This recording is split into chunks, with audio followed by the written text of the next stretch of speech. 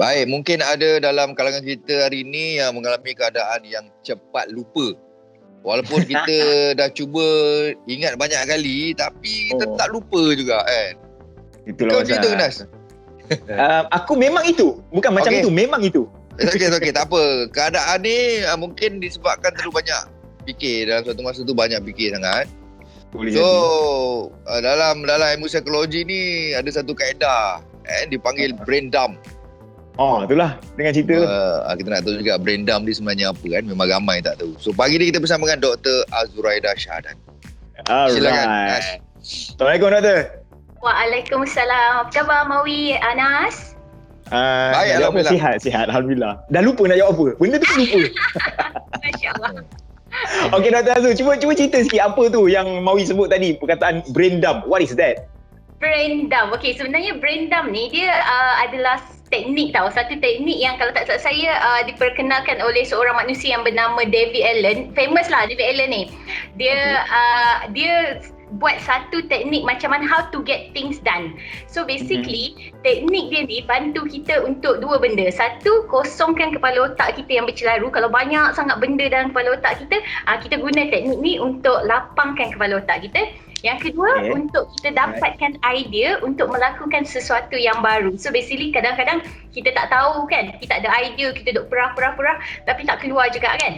So kita boleh gunakan teknik ni. So basically itulah serba sedikit brain dump. Dia adalah teknik yang kita gunakan untuk keluarkan segala info yang ada dalam kepala otak kita ni. Kita letak somewhere else dulu supaya otak kita kosong untuk sementara waktu. So macam mana nak buat tu Macam mana nak buat brain dump tu? Benda tu. Macam mana nak buat brain dump? Banyak sebenarnya. Ada banyak cara kita boleh buat brain dump kalau mengikut beberapa nasihat daripada pakar lah yang kita yang paling senang lah orang buat kan. Kita panggil basic brain dump. Basic brain dump ni dia kiranya setiap hari bila kita bangun pagi, apa yang kita kena buat, kita tulis apa sahaja yang ada dalam kepala otak kita ni dekat buku.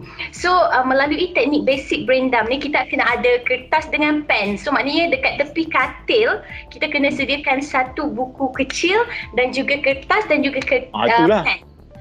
Lepas tu kita tulis dekat situ, kita kena kenal pasti apa yang ada dalam kepala otak kita, apa masalah yang macam dari semalam berbangkit lagi. Lepas tu kita kena acknowledge benda tu dan kemudian baru kita prioritisekan. Itu memang basic yang sebenarnya orang akan kata, oh ni sama macam tulis diary ke doktor? Lebih kurang, tetapi diary kita hanya tulis apa yang kita rasa kita nak tulis kan. Tapi brain dump ni kita kosongkan semua. Contohnya sekarang ni tengah fikir macam mana nak cari duit, macam mana nak tackle seorang kawan ni, macam mana nak makan durian, macam-macam lah. Benda sedetailnya pun kita tulis dekat kita punya buku brain dump kita. Allahu Akbar. Itu yang sangat method. Sebenarnya dia ada lagi 2-3 method lagi lah. Yang pertama tadi ingat tak saya kata tujuan dia satu untuk kita kosongkan minda. So basic brain dump ni sesuai untuk kosongkan minda. Tapi kalau kita nak cari idea yang kedua ni sebenarnya orang ramai buat Mawi, Anas, tapi kita terlepas pandang ini adalah satu teknik brain dump. Nama dia brainstorming. So brainstorming adalah bila mana kita duduk dan kita perah idea kita. Kita duduk seorang-seorang ataupun kita duduk ramai-ramai, kita keluarkan apa saja yang kita boleh fikirkan dan kita tulis. Betul tak?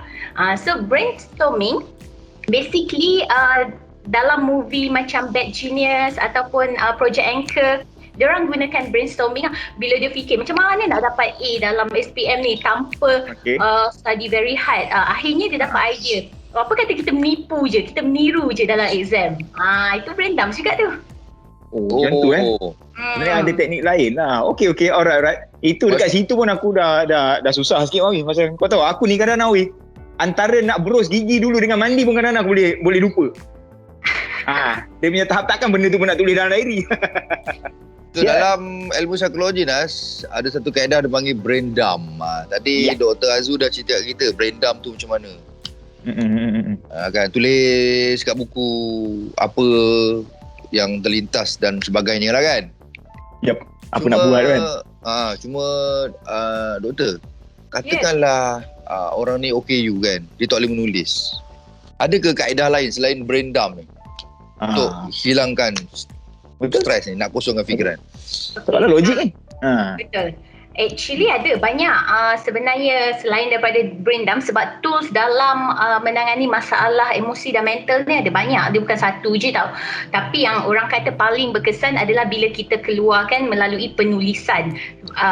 Tapi untuk orang-orang KU, so basically perkara yang kita boleh buat, yang kita boleh suggest, yang pertama sekali sebenarnya yang memang ramai sangat saya rasa orang cakap dekat luar sana, kita selalu cakap tapi kita tak buat. Sebenarnya aerobic exercise ataupun senaman aerobik merupakan satu kaedah substitute kepada brainstorm yang sangat-sangat berkesan kepada individu yang tak suka menulis, tak suka macam ambil buku ke pen masa kan. Jadi apa yang diorang boleh buat, diorang boleh melakukan senaman ataupun aerobic exercise ni lah. So basically kenapa aerobic exercise ni sesuai, sebab bila kita buat any kind of senaman yang melibatkan minda dengan badan kita, basically dia akan stimulate otak kita untuk menjadi lebih tenang. Dekat situ dia akan reduce what they call it the adrenaline dengan cortisol. Cortisol ni kita tahu dia penyebab stres dan menyebabkan otak kita bercelaru kan. Jadi bila kita bersenam, cortisol akan turun. Bila cortisol turun, dia akan naikkan endorfin. Endorfin apa? Endorfin adalah hormon untuk adjust mood, yang mana dalam otak kita nanti secara tidak langsung file-file tu akan tersusun secara sendirinya. Perasan tak kalau kita pergi main basketball ataupun kita skipping kan, macam Ana suka skipping kan. Lepas skipping, dia akan ada satu rasa macam tenang, lega, ataupun macam aku dah tak kusut dah tadi, apa aku nak buat lah, tak apa, sebab otak kita dah susun perkara tersebut semasa berlakunya aktiviti aerobic exercise ataupun senaman tersebut. Itu yang pertama. Jadi untuk orang-orang macam OKU yang mungkin tak boleh menulis, tak boleh membaca, mungkin apa dia orang boleh buat, dia orang boleh turut serta dalam senaman ni. Yang pertama. Yang kedua sebenarnya spiritual meditation lah, ataupun apa yang kita panggil sebagai luahan perasaan terhadap Tuhan ataupun Tuhan, Allah. Yang ini kita kena guna konsep menangis. Kena menangis. Yes, betul. Orang tanya kenapa kena menangis kan? Sebab bila kita menangis ni ada 3 jenis air mata yang akan keluar. Salah satu adalah air mata emosi tau. Basically bila emosi punya air mata keluar, bila kita betul-betul rasa macam kusutnya, lepas tu kita ngadu dekat Tuhan, basically spiritual meditation tu akan bantu otak kita untuk menjadi tenang dan menyusun semula file-file ataupun perkara-perkara yang ada dalam kepala kita. Sebab tu kadang-kadang kita tengok lepas kita bangun qiyamulai malam ataupun tahajud tengah malam, nanti kan otak kita tenang je. Kita macam daripada serabut banyak benda nak fikir, betul. je. Betul kan? Betul. Sebab masa itulah sebenarnya otak kita berfungsi. Dan tapi nak buat spiritual meditation ni dia ada waktu dia. Kita kena make sure yang otak kita berada dalam keadaan alpha ataupun keadaan tenang. Maknanya dia tak boleh serabut-serabut macam sekarang ni tengah serabut kan. Tak boleh. Dia kena keadaan sunyi, ataupun kita duduk tepi sungai, tepi laut. Sebab tu kalau Mak Saleh kan suka duduk tepi pantai sambil baca buku kan. Sebab masa tu otak berada dalam keadaan tenang. Ketika otak kita berada dalam keadaan tenang, makanya berlakulah penyusunan file-file di dalam otak kita dengan lebih mudah. Dan dekat situ habis je kita melalui proses tersebut, makanya kita akan tahu what to do next automatically. Dia macam prioritize automatically, tak perlu tulis pun dekat paper. So ini adalah spiritual meditation lah yang basically OKU boleh buat juga. Mungkin last kali yang saya boleh kongsikan adalah substitution. Substitution ni senang juga. Kita tak payah guna pen, tak payah guna kertas. Kita guna otak je. Kita gantikan pemikiran negatif dengan positif. Sebagai contoh, kalau sebelum ni macam Anas tadi, Anas selalu kata aku selalu lupa. So kita substitute perkataan aku selalu lupa dengan insyaAllah aku boleh ingat. Dia positifkan perkataan tersebut. Jadi otak kita akan cuba untuk adjust kepada apa yang kita cakap. So teknik ni kita panggil substitution lah. Basically menukarkan perkataan pemikiran negatif kepada positif. Kalau kita kata saya banyak kerja, kita tukar. Otak saya buntu, kita tukar jadi positif. Okey, aku dah ingat dah. Yang tahun lepas tu aku dah ingat tiba-tiba. Okey, aku ingat. Okey, doktor. Terima kasih banyak, doktor. Terima kasih banyak, doktor. Sama-sama. Semoga bermanfaat insya-Allah. InsyaAllah hilang stres lah tiba-tiba bagi Itulah dia. pasal. Alhamdulillah. InsyaAllah. Terima kasih.